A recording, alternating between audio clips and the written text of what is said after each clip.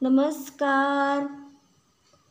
चातुर्मासात श्रावण महिना महत्त्वाचा आहे. त्यातही श्रावणी सोमवार शिव उपासनेच्या दृष्टीने महत्त्वाचा ठरतो. या दिवशी आपण उपवास करतो आणि शिव आराधना म्हणून जप, स्तोत्र पठण आणि शिवाचे नाम घेतो.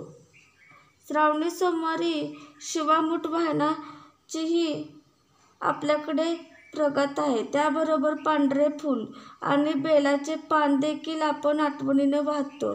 मात्र दुसऱ्या दिवशी देवाचे निर्माल्य आपण टाकून देतो.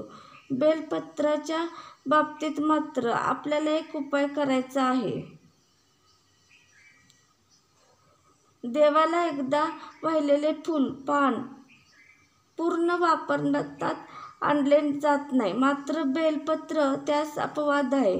हा अपवाद पाहता आपण बेलाच्या पूर्ण वापर धनवृद्धीसाठी कसा वापर करता येईल ते पाहणार आहोत. मुळात शिवाला, गणेशाला, कार्तिकेला वाहिली जाणारी पत्री ही निसर्गाची तोंड ओळख व्हावी म्हणूनच असते. आता आपण बाजारात जाऊन सगळी पत्री एकत्र विकत घेतो. त्यातल्या पानाची ओळख विचारली तर 80% महिला निरुत्तर देतील.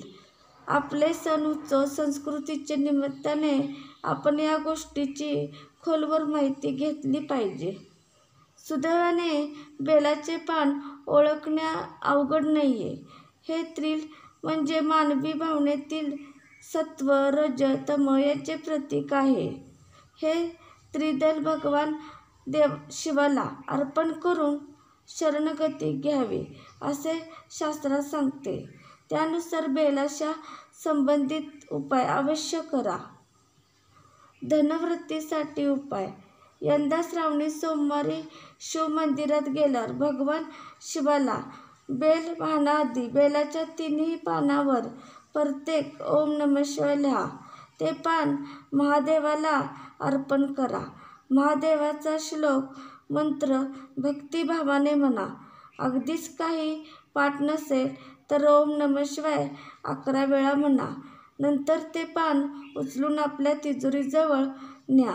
पुढच्या श्रावणापर्यंत तुम्हाला किती रक्कम कमवायची आहे तो आकडा मनात ठरवा आणि ते इच्छिलेले महादेवाचा आशीर्वाद मिळवा म्हणून प्रार्थना करा. अपेक्षा न ठेवता आपल्या उत्पन्नाचा अंदाज घेऊन रक्कम ठरवा आणि तेवढी रक्कम पुढच्या श्रावणापर्यंत तिजोरीत तेवढी रक्कम जमा होऊ दे अशी प्रार्थना करा आणि ते पान तिजोरीत एका कोपऱ्यात ठेवून द्या. हा उपाय वापरून अनेक भाविकांना लाभ घेतल्याचेही आहेत. श्रावणामध्ये हा उपाय करून बघा. माझा व्हिडिओ आवडला असला तर लाईक व शेअर व कमेंट व सबस्क्राईब करा. धन्यवाद. श्री स्वामी समर्थ.